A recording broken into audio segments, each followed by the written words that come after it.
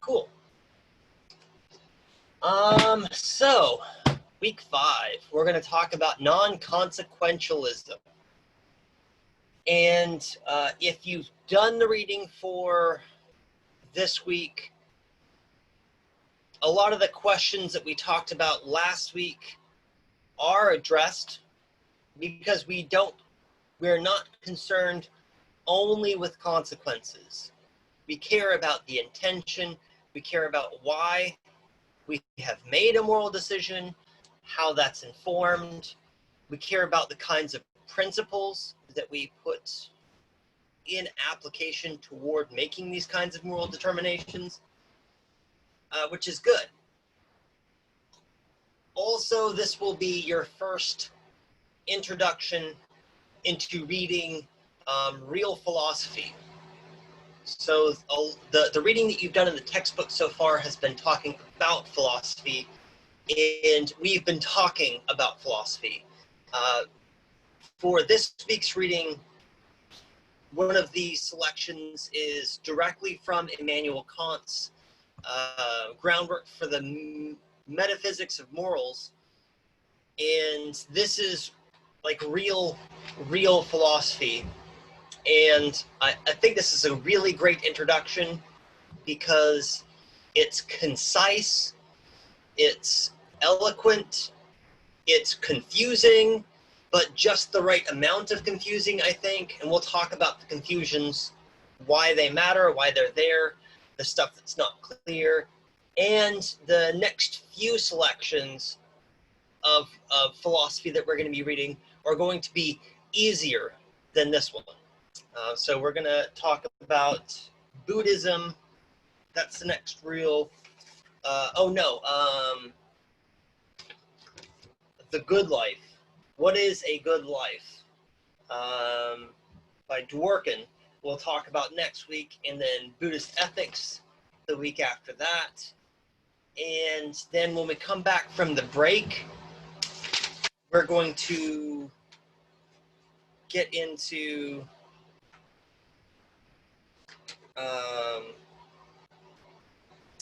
racial difference as violence in week 10. And that's going to be really kind of deep, thick, rich philosophy that's going to take some time for us to pick through to make a lot of sense about. So this is good practice, and that's the idea of getting you guys introduced to Kant now, and then we'll talk about other kinds of easier to read philosophies, and before we dive into the really hard to read kind of philosophies. So the reason why I wanted to draw attention to stuff in the textbook for this week is in direct contrast to the content that we had from last week. Last week's reading, they gave you lots of background on John Stuart Mill himself and on Jeremy Bentham himself. They talk about Mill's young life, his childhood, his life with Harriet, their relationship, and they give you lots of full background as to where Mill is coming from when he's thinking of his philosophy. But with Immanuel Kant, they just kind of throw a bunch of stuff at you without that kind of rich background. And the explanation that the textbook gives for deontology is really quite terrible. Really, really, really bad. And there's a few reasons specifically, and we'll talk about what those things are, why they are so wrong, why they're so widely spread, and how to actually think about deontology correctly. So, the very first thing that I want to talk about is the idea of contingency. In the very beginning of the chapter 6, on the very first page of the chapter, it talks about this hypothetical. Say you have neighbors who go out of town, and you decide it'll be a kind thing because it's a cold time of year So you decide it's going to be a kind thing to go into their house and turn on the furnace for them to warm up the house so that when they come home from their vacation, that family has a nice warm house. But what happens is the furnace catches fire and burns the house down, right? So consequentialism is going to say the house burnt down, the action is bad. Deontology is going to say, well, but the intention was good, right? And for consequentialism, whether or not the action is right or wrong is contingent upon the consequence. And we need to understand this relationship of contingency to really get what Immanuel Kant is trying to accomplish with his philosophy. So that the textbook does mention the idea of a hypothetical imperative. So let's go to this idea of a hypothetical imperative. A hypothetical imperative is going to be a construction that looks something like this. If you want Y, do X. If you want good grades, study and show up for class. If you want a good job, work hard and get a degree or a certification. If you want to be a skilled violinist, practice every chance you get. These are hypothetical imperatives. If you want something, this is what you do to get it. So at first glance, you might think that what's hypothetical, the contingent part, is the last. Study and show up for class so that you get good grades. That's not how the contingency works in this situation. The contingent element is if you want in all of these. If you want good grades, study and show up for class. If you don't want good grades, this hypothetical imperative is useless. It's meaningless. It doesn't give you anything to care about. If you don't care about what kind of job you have, it doesn't matter if you work hard, get good grades, get a degree or certification, right? If you don't want to be a skilled violinist, do something else with your time, maybe, or nothing with your time. Who cares, right? This hypothetical tells you nothing. The problem with basing your morality on contingency is if what informs whether or not you do the right thing is contingent upon you wanting to do the right thing, you don't have to care. You have the option to opt out. You can just do whatever you want to, and it doesn't matter, right? And this is the problem that Immanuel Kant sees with consequentialism and with all the other major moral theories. So if I can give you a background on Immanuel Kant, he was raised in a tradition, academically speaking, of natural law theory. And we'll talk about natural law theory in much more detail later. But essentially, what is good in nature tells us what is good to do, tells us what we ought to do. And this is supposed to be an absolute moral theory. There are laws of nature. Those laws are absolute. They tell us what to do. But when we begin to put these things into practice, Immanuel Kant found that they're not always consistent. Well, if it's going to be absolute, it has to be consistent. That's the definition of absolute. And natural law theory, he argued, wasn't. It wasn't going to accomplish that. Because what is good in nature is what helps a species survive. So what's good is contingent on the survival of the species. So we have one step of contingency there. Also, It's contingent on our understanding of those rules and laws and how they relate to the survivability. So we have 2 degrees of contingency in what is supposed to be a natural law theory. Also, we have the option to not care. And these are all problems that that Immanuel Kant is coming from his background, which helps him to come up with great solutions, I think, for overcoming these problems of contingency. So when it comes to the kind of thing that we would use as a basis for informing whether an action is right or wrong, it should not be contingent on anything. We want to eliminate all contingency. The categorical imperative simply says, do X. It's just do X. There's no contingency. There's no if you want to. You have a moral duty. This is what you do.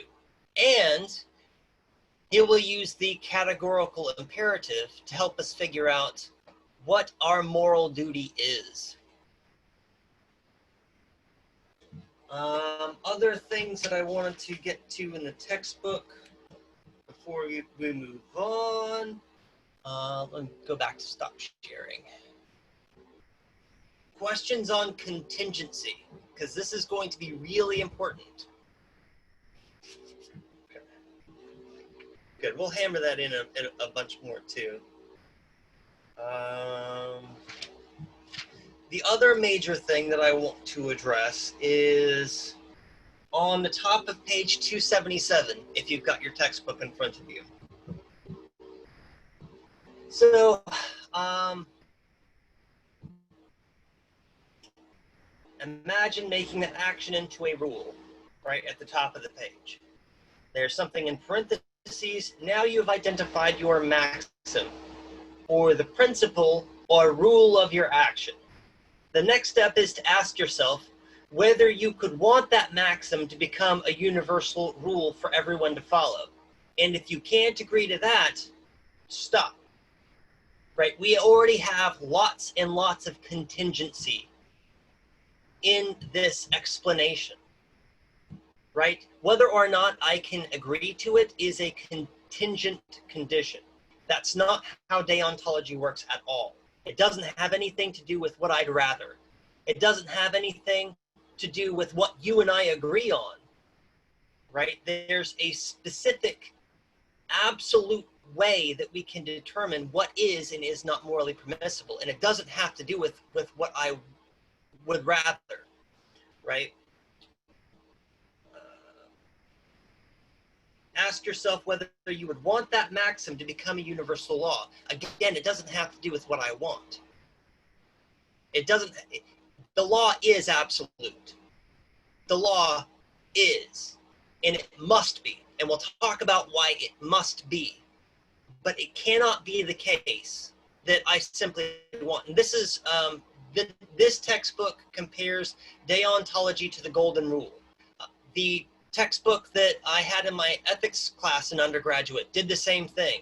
The Philosophy 101 class book that I had in undergraduate did the same thing. This is wrong. Deontology is not like the golden rule. This will be on the exam because this is a big deal and it makes me super mad. Deontology is not like the golden rule. Do unto others as you would have them to do unto you is contingent upon what you would have them do unto you. If you're a masochist and you actually like having pain inflicted upon you, it means that it's completely okay for you to inflict pain on others. We have a problem with this conception. That it's not universal if it depends on what I would have others do to me. It can't be absolute if it depends on me, if it depends on what I would rather. So it can't. Let's eliminate all of that and talk about how we actually go about. We'll probably come back to the textbook in a minute, but let's get to the actual mechanics of how this works. Because with consequentialism, it's really pretty easy, right? we have one contingent function, the ends. Whatever the ends are, if we determine that they are good or bad, that determines whether the action is good or bad. Deontology is a lot more complicated, and there's going to be a lot of things involved in how we determine whether or not an action can be considered morally permissible or our duty. So those are two different things. We'll talk about that. So first we're going to talk about the categorical imperative, how that works. Then we're going to talk about universalization, which is how we figure out what is and is not morally permissible. Then we'll wrap it up with natural law theory and how that is informed. So here's our categorical imperative, or a version of it. I don't know if this is word for word what you guys have in the textbook. There are like 12 different iterations. They all reduce to the exact same thing. There are 4 key elements which matter: act, will, maxim, and universal. And we'll talk about those 4 things. Those are in all of Immanuel Kant's versions of the categorical imperative. First, it depends on the act. This is the most important part for determining whether or not an action can be considered morally permissible, is the act itself. It must be rational and deliberate, so not accidental, and it must be something that makes sense. So one of the things that the textbook talks about as a flaw in deontology is Mills makes the accusation that deontology actually reduces to consequentialism, because we do care about consequences. Non-consequentialism does care about consequences. It's true. Consequentialism only cares about consequences. Non-consequentialism cares about consequences, but a lot of other things too. So it doesn't care only about consequences. It has to be rational. We must have a good reason to believe there will be some good accomplished by our actions. Otherwise, the act is not rational, and it can't be a good moral action. So we do care about consequences. It's just not the consequences which determine whether an action is good or bad. Maxim, the principle of the will from which the action is done. Right, and this is directly from Kant's groundwork for the metaphysics of morals itself. It's a quote. So it's the general rule that we establish based on the particular action that we would like to do. So if you guys remember when we were talking about logic going from inductive reasoning from the particular to the universal, that's what this is going to do. We're going to start with a particular, the action I would like to do, and then we're going to make it a universal law. A universal law, which is a principle that everybody always does. We will that maxim become what everyone must always do all the time. And this is one of the things that, one of the reasons why the author of the textbook gets deontology incorrect. It's not that we say, well, if somebody wants to, they can do this. That's not what the categorical imperative is saying, because it's not contingent on whether or not I want to. The categorical imperative says, do X. So you make a maxim, and if that maxim can be universalized such that it is always everyone's moral duty to do that, then it is morally permissible. If you can't universalize it, if you can't say, well, everyone must always, you can't consider it a moral obligation. You can't consider it a morally permissible act. You cannot will that it is a morally permissible act. So, again, non-consequentialism is not concerned only with the outcomes. We do care about them. We don't care about them only. Some of this I've already explained, so we can kind of skip this. So it has to be rationally informed. We must be directed at some good end.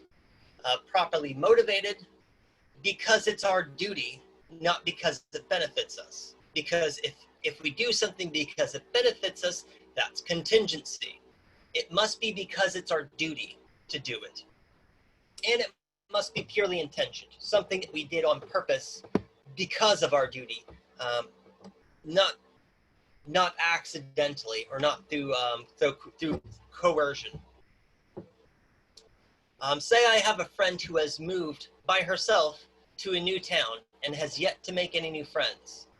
She's feeling kind of down about it, so I decide to buy her a greeting card to cheer her up. Unexpectedly, however, it reminds her of how isolated and alone she is, creating the opposite of the intended effect. I have not done anything morally blameworthy because I had good reason to believe that the act I was doing was going to bring about good cause, a good end. That does not mean that I am not responsible for the fact that my friend is now upset. Those are two different things. I'm not morally blameworthy because my actions were well intended. That doesn't absolve me from the moral consequences, which are that I've upset my friend, right? And the degree to which you take both of these seriously is really up to you. But you can't say that you have no responsibility because it was your actions that brought about that end. And whether or not you intended it, whether or not you're morally blameworthy for it, doesn't absolve you from that responsibility. I hope that makes sense. We'll talk about that in more detail too a little bit later, I think.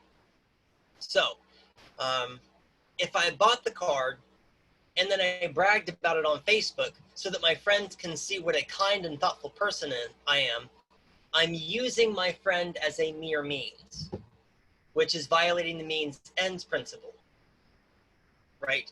I'm not respecting my friend as having inherent value. It's not a matter of me wanting to do good for them because I care about them, because I feel I have a duty to them. I'm doing it because I want to accomplish something good for me, right? So that's a contingent on me wanting something good for myself. The act should be born out of duty, that I want to cheer my friend up, that I want to make this person's life a little bit happier. And it has to be deliberate, right? The greeting card didn't send itself. I recognized suffering and that there was a possibility I could alleviate it. I thought about the desired outcome and deliberated about a course of action, sending a card. I recognized that I had a duty to help my friend. I had a meritorious duty, and we'll come back to the significance of this word meritorious in a little bit. So, why focus on action? I think that I've already explained that. Non-consequentialism cares about the means, cares about the act, cares about the intention. But, and that's going to be universal for all non-consequentialist theories. And deontology is not the only one. We'll talk about natural law theory, and there are others too. The one that sets deontology out, the thing that sets deontology apart from the rest, is this practice of universalization. That's what the categorical imperative really accomplishes for us. It's not just that it can tell us how we can tell whether our action is going to be okay or not. It lets us know absolutely whether or not our action is or is not morally permissible. So either the action makes rational sense as a universal law followed by everyone, or it's logically absurd. For Immanuel Kant, you have two options. It can be universally maximized, or it forms a paradox. If it can be universally maximized, cool, do that. Not only do that, it's your duty to do that. You must do that. If you can't make a universal maximum out of it, if it forms a paradox, you can't do it. It's just that easy. And this is really great. This is a surefire, absolute, no exceptions way to tell right from wrong. Haha, we've done it. Morality solved. Congratulations. Everyone give yourself a pat on the back. Except for not. So, for a person to tell a lie in any situation means that that person wills that lying be the moral duty of everyone in every situation all the time. One of the examples that the textbook gives that I think does a good job is also on page 277. That's why I think it's so funny that like the explanation is so bad, and then they cite the better explanation, and then like still haven't. Anyways, so on page 277, there's this excerpt that comes right from the metaphysics, groundwork for the metaphysics of morals, where we're talking about somebody who asks themselves if they can borrow money with the intention of not paying it back. So again, this is not whether or not somebody chooses whether they are going to decide to borrow money, whether or not they can pay, with anticipating them not being able to pay it back. For us to do this, for us to will that this become a universal law, what we're saying is it's everyone's moral duty to borrow money when they expect they can't pay it back.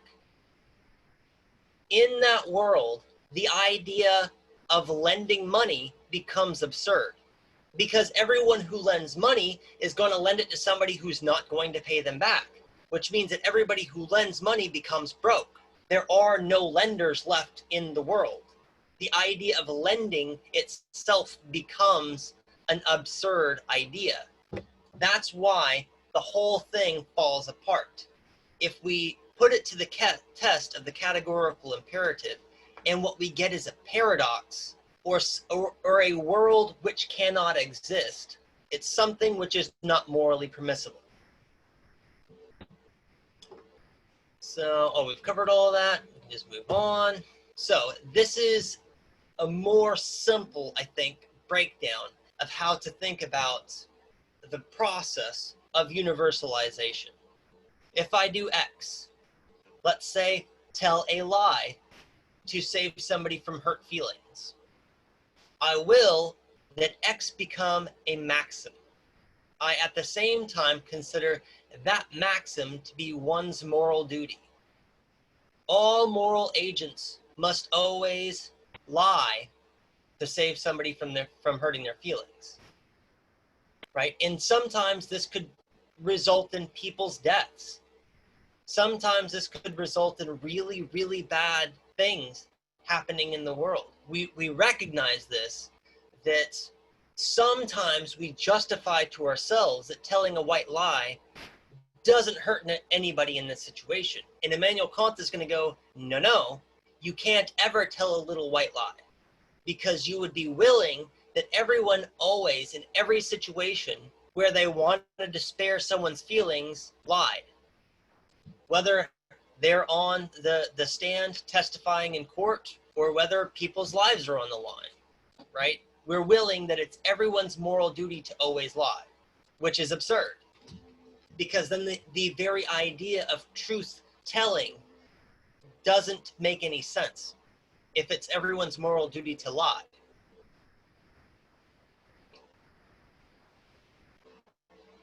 So let's turn back to the textbook, and it's where it talks about the criticisms of the categorical imperative, which is on page 279. These are actually pretty good.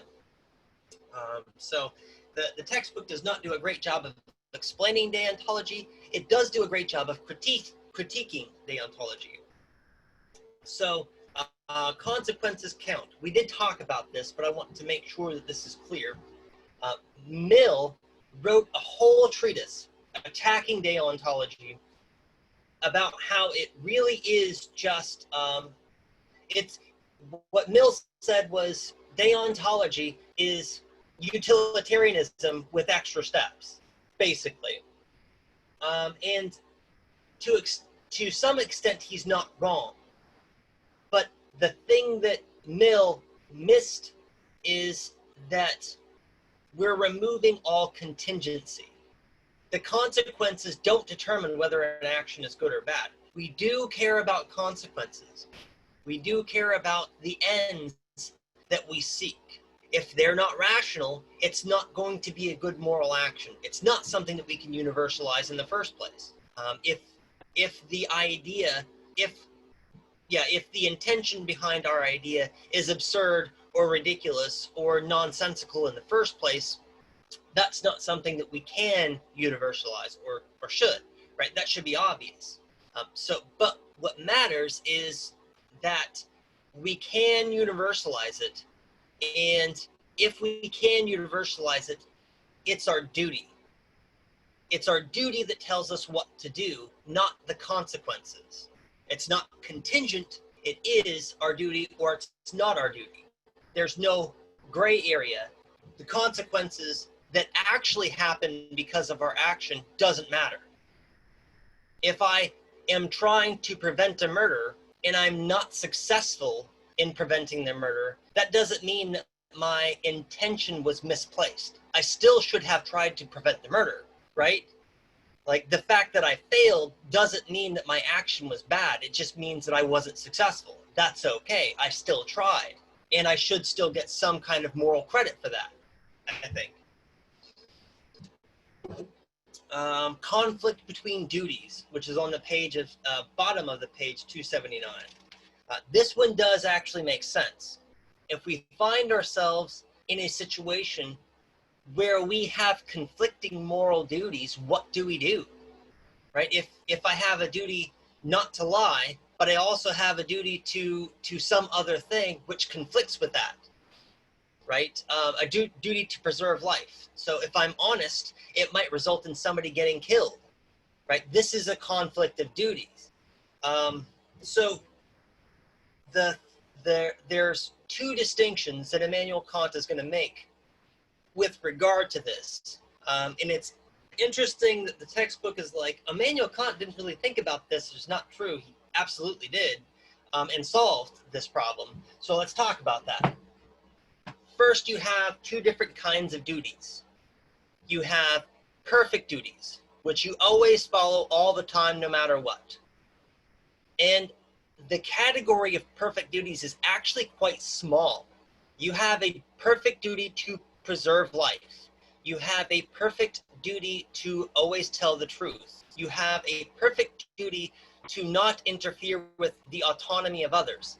And that's kind of it. There's not much else that's going to fit into the always, no matter what category. Then there are imperfect duties, things which we ought to do, but morality does not demand of us. Immanuel Kant would say it's important that an individual practice their skills and to educate themselves and to be a productive member of society. These are imperfect duties that one has to oneself. They are not required by morality, because you can fail to do these things and not be a terrible human being. But if you fail to preserve life, and if you fail to tell the truth, and if you fail to protect the autonomy of others, these things are bad. They're quantifiably Absolutely. And in the philosophical absolute sense, bad. They're bad, bad, bad, always bad in every situation. But how you utilize your own skills, the kinds of education that you seek, those really are going to depend on your situation and how much you care about them. They are going to be, to some degree, hypothetical, and that's okay. A good way to think about an imperfect duty is if you're driving to work and, or I always do that. Let's imagine that somebody is driving to work. Somebody is driving to work and they pass by a little old lady who's on the side of the road trying to change her tire unsuccessfully. Should this person stop and help the little old lady change her tire?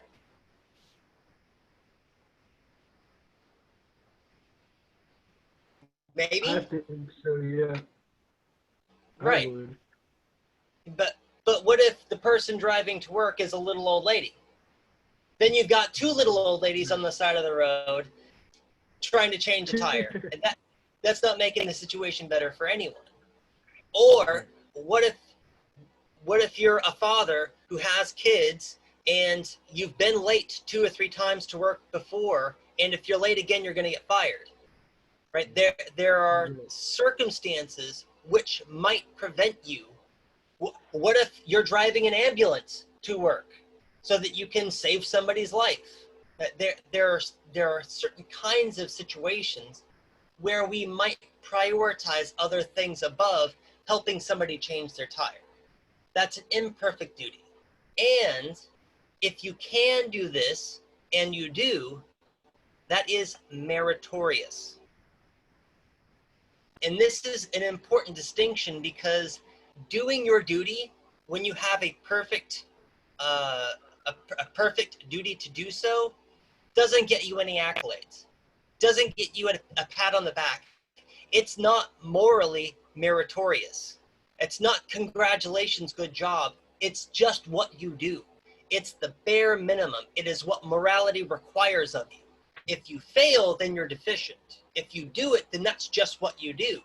You haven't accomplished anything great. You're not phenomenal. No celebration, no cookie. If you do something which is an imperfect duty, something which is not required of you, above and beyond what is required, that is morally meritorious. So we've got this distinction between perfect duties and imperfect duties, where what is imperfect is morally meritorious and is not strictly, absolutely required of you. Perfect duties are absolute and inflexible. Under no circumstances should you ever violate a perfect duty. Going back to the textbook, we have the loophole. This is one of my favorites to talk about. So we have Joe, who is out of work, and he wants to rob a bank. So we're going to find ways that we can justify Joe being able to rob a bank. So if we make our rule that we're going to plug into the categorical imperative, if we make this specific enough, maybe we can accomplish that, right? And this goes through a list of things. Dates a girl named Virginia who works at a supermarket, wears denim, and all these other stipulations. If we put enough stipulations on the situation, we can justify Joe robbing the bank, right? The categorical imperative will say, sure, every time that it's just this guy named Joe in this situation, right? We can make loopholes around this. But this is also something that Kant had anticipated. And his response to this is, look, if it's your intention to abuse a moral system to justify bad deeds, that's not a failing on the moral system. That's a failing on you. That's not my fault that you're going to twist and pervert this thing to suit your needs. No moral system is going to be immune to that. If you want that teleological end, and you're willing to do all these mental acrobatics to get to it, there's nothing that I can tell you that's going to change your mind on that, right? That's, again, not my fault. That's not a failing of the moral theory. That's your fault. That's on you. And I think that's a pretty decent response. But the next one, on page 281, what is rationality? What if Joe is also a political anarchist, right? And suppose that our Joe is not only broke, but also a political anarchist who believes that the sooner society breaks down, the better for all of humanity and for himself in particular, right? So with this kind of motivation, we do actually have what I would consider good grounds for finding this moral theory questionable, because there's really not anything wrong with the direction of this person's mind. If what this person believes will be for the good of all humanity and the good of all society is the collapse of the banking system, right? That the very institution of banking stands as antithetical to being happy in life. That's not something that I can overcome. That's not something that this moral theory can overcome. And it does mean that that kind of thing is permissible. But that should also give us good question about just how absolute this absolute moral theory is. Now, so far as absolute moral theories go, I think that this does a great job of meeting the criteria. And it's because it focuses on the will, which is informed by reason. So a good will is intrinsically good. It wants what is good, according to Kant. A rational will determine values. This is how we understand that things have value. That we value other things means we have intrinsic value, which is one of the other things that I want to quickly point to. On page 287. On page 287, at the very bottom, it says, why are rational beings intrinsically valuable? Because they can place value on things. This is if you are planning to write your application essay on animal rights. The fact that animals value means they have intrinsic value, according to Kant's deontology. Now, it's important that I point out that Kant didn't think that non-human animals had any value or had any rationality. He was actually kind of terrible. Like, he did live vivisection on animals because he thought that their feeling and that their pain was inconsequential. But Immanuel Kant, being kind of a jerk aside,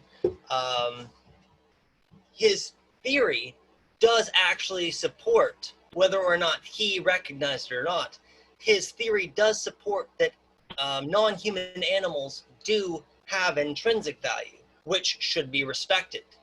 Any being with the ability to attribute value to something else in the world has intrinsic value, according to his philosophy. And they do.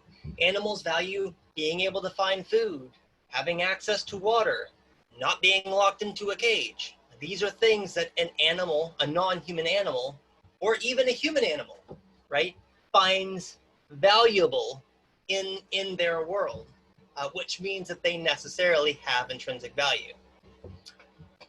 A goodwill should be an end for its own sake. You want to have a goodwill just because, right?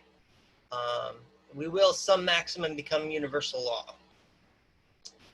Kantian deontology is a great moral theory because it allows us to render particular circumstances irrelevant, right? It is absolute. We can always figure out right from wrong.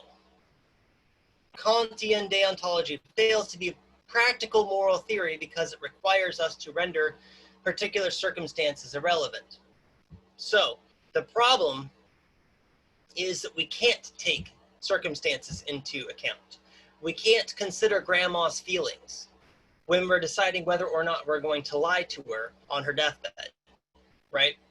We can't take this person's good over this person's other good, right? We have to consider what morality requires of us, what the law is. We cannot make exceptions to this law under any circumstances, even if what is at stake is the entire world or all of the universe.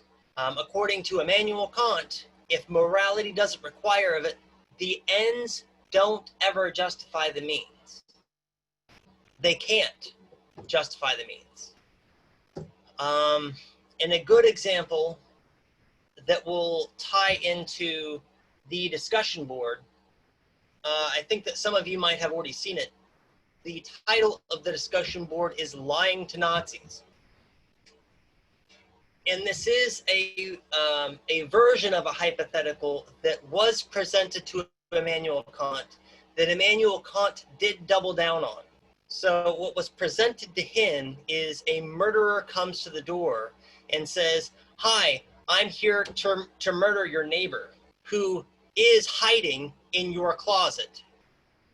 Your neighbor came over to your house and said, hey, there's a murderer after me. Can I hide in your closet?" Well, the murderer is now at the door and says, "Hi, I'm looking to murder your neighbor.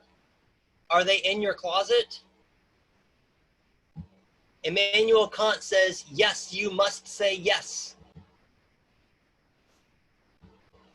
Right? For you to not lie. The circumstances don't matter. The particulars of the case don't matter. It doesn't matter who's at the door. It doesn't matter what they will or what they wish. You cannot ever, under any circumstances, tell a lie. There are ways around it, and if you're more interested in ways around it, there are solutions. And we can talk about those if you'd like to. But first, let's get natural law theory out of the way. So it's also a non-consequentialist moral. Before I roll on, does anybody have any questions about deontology or the categorical imperative? Cool. So natural law theory is also non-consequentialist and absolutist. There's some flexibility, we'll say, with its absoluteness, as Immanuel Kant points out, but generally it's thought of as being pretty solid so far as an absolute moral theory. Right and wrong actions are those in accord with the natural law. So we can look to nature to see what is successful, what helps a species survive, what helps life flourish, and we should seek to replicate that in our moral decisions. Although not in conflict with religion or God, natural law theory does not require either. And I like to make a big deal about this because natural law theory is often lumped into the same category as divine command theory. There are similarities, sure, but the big, most important difference is that natural law theory is informed by our reason. It's informed by our ability to think and to make logical sense of the world. Our ability to reason, not because of something that God told us to do, not because some book told us what to do. It's internal. We are what inform natural law theory, which is why Immanuel Kant found it to be inconsistent, because it does depend on us, right? But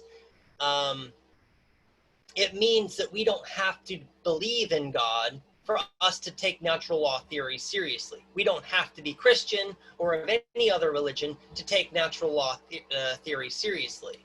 It's a robust, substantive, and convincing moral theory, even if you don't believe in God. So basically, what is in nature, or what we see in the natural world, is how we should aspire to be. It sets a standard for how we should be and how we should act. The idea is that any moral agent has the ability to reason about what is right and wrong. And to give a little bit of background, this theory was popularized by St. Thomas Aquinas. There had developed a difficulty where we were moving away from medieval academia, where church and school are the same. There's no distinction.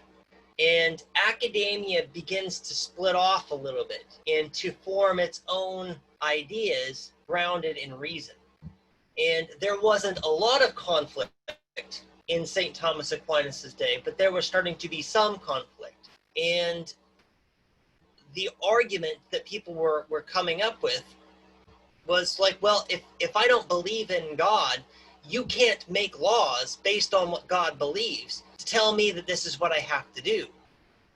And St. Thomas Aquinas was like, but wait, what if I were to give you a moral theory that's grounded in reason?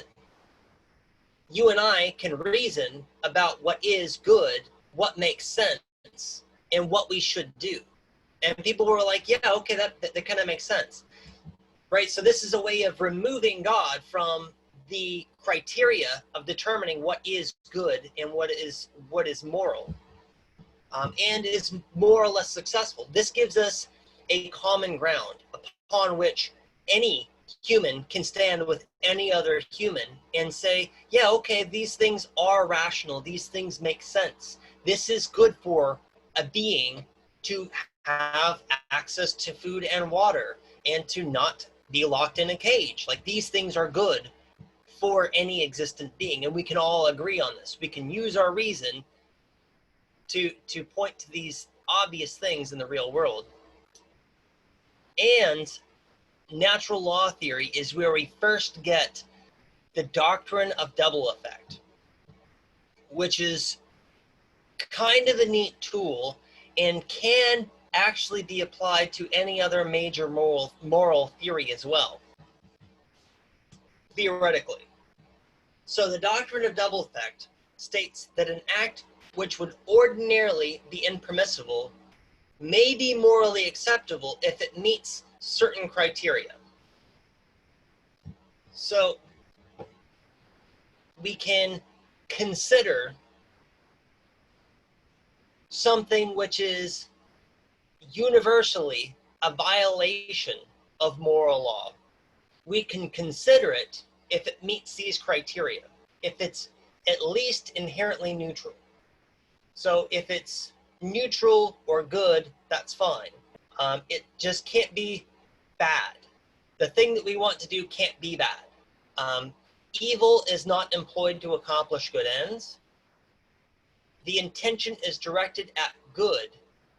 Even if we foresee bad side effects, what we're directed toward is the good.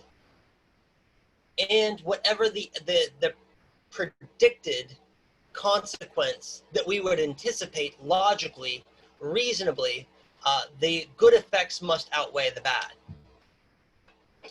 A good example to bring this into context is abortion. The Catholic Church considers abortion to be a sin and never morally permissible. Never unless it meets the criteria of the doctrine of double effect. So in a case where a pregnant mother has cancer of the uterus, for example, she may be granted permission from the church to seek treatment. because what we're seeking is inherently neutral, actually good. What we want to do is eliminate cancer. That's what we want to do. Evil is not employed to accomplish good. We want to use medicine to eradicate cancer. That's good. That's fine. The intention is directed at the good. Now we foresee bad, right? We unfortunately, in this circumstance, there will be the loss of the child. We foresee that, but the good that we're directed at is eliminating cancer. And we weigh that the overall consequences will be more good than bad. And natural law theory really does a good job of helping us understand why we would weigh these two lives, right? We have the potential fetus, and we have someone who is able to give birth. If we're looking to nature to see what helps a species be successful, what helps life thrive, a mother able to give birth to another child in the future has more moral weight than the potential of a child who doesn't have a mother, right? So this is how natural law theory would think about this situation and break it down. When we consider these things within the context of the doctrine of double effect, we see that there is a way. We have an absolute inflexible moral law, but we get to take out a specific example and we weigh it with the doctrine of double effect and say we can make an exception here because it meets these four criteria. And this is a good example because it does meet all the criteria. I think later when we try to apply it to other things, it's clear that it's not always so easy. A lot of times our intuition will be like, well, sure, we can do this, we can employ this, but if it doesn't meet all four of the criteria, it's not going to pass. So this is our breakdown. Moral actions in a deontological system must be rationally informed. Again, we care about the consequences. We don't care only about the consequences. Must be rationally informed, properly motivated. We do it because it's our duty, and purely intentioned. It's not accidental. The categorical imperative depends on our ability to universalize our moral maxim.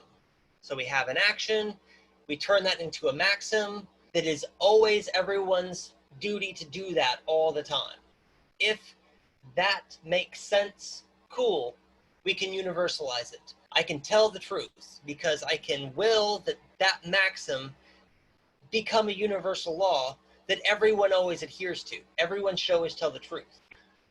Lying doesn't work because if I make lying a universal moral maxim, which is always everyone's moral duty, nobody ever tells the truth to anybody ever in any circumstance. The idea of truth telling is absurd. It's paradoxical.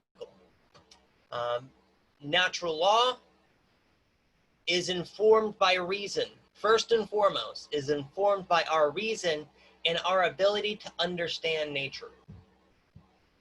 And then the doctrine of double effect lends flexibility to any absolutist moral theory. You could actually apply it to deontology as well, which is one of the ways that you can kind of get around the lying to Nazis or lying to the murderer at the door.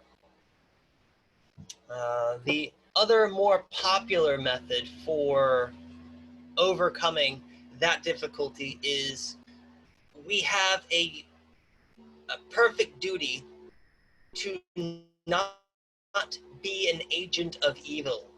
And this is a theory that I think is pretty recent. I want to say it was developed in like the 80s or 90s. So considering it's like more than 100 years after Kant came up with it in the first place, this is a problem that ethicists have been trying to overcome.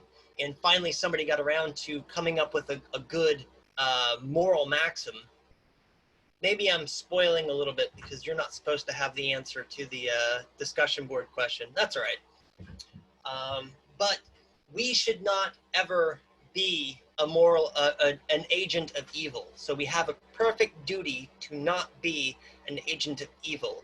If we're telling a murderer where the person is that they want to murder, we are acting as an agent of evil, right? And we have a duty to avoid that, a perfect duty.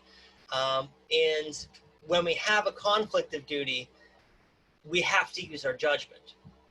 With conflicts of duties, there's usually going to be a hierarchy.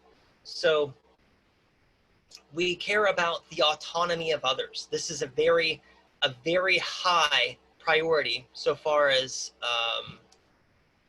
perfect duties go, to not intervene with the moral choices or with any of the autonomous choices of another.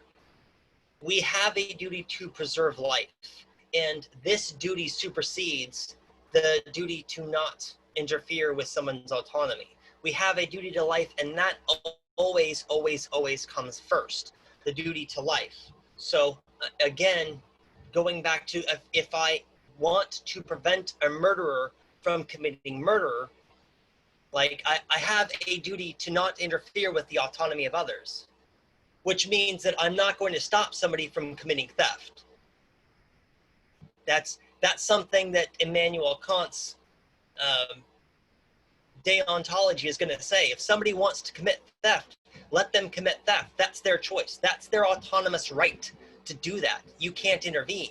There are consequences, sure, and we should live in a society of laws where a constable or some other authority determines this is the law that's broken, this is the consequence for the law. That's a different thing. That's a legal system, not a moral system. So if somebody's committing theft, that's just stuff, right? I don't have a moral duty to intervene. If somebody's trying to commit murder, I have a duty to life, which supersedes my moral duty to not intervene with somebody's autonomous choice. Does that distinction make sense? Because life is intrinsically valuable. Stuff is stuff. Stuff has no value on a moral scale. And this is one of the things that often gets mixed up, and I see a lot of in current affairs. I'm going to say this as cryptically as I can.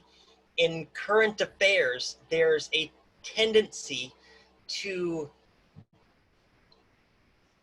put stuff, material goods or property, in the same category as human lives.